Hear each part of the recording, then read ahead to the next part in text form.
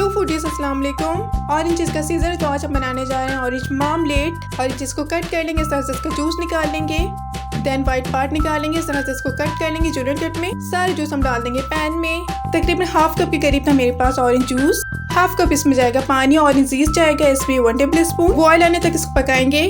Then 2 tablespoon lemon juice जाएगा। Cover करके इसको 10 मिनट तक लो फ्लेम पर कुक करेंगे।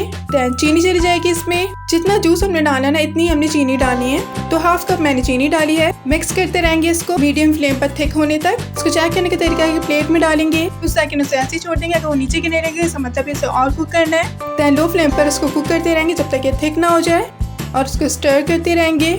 ये देखिए हमारा जैम बिल्कुल रेडी हो चुका है और ठंडा होने के बाद ये और थिक हो जाता है। ठंडा होने के बाद इसको किसी बॉटल में फिल कर दें एंड ब्रेड में लगाएं, पापड़ में लगाएं एंड ब्रेकफास्ट को एंजॉय करें। तो है ना कितनी इजी वाली recipe. Happy cooking and thank you for watching. Allah हाफिज़।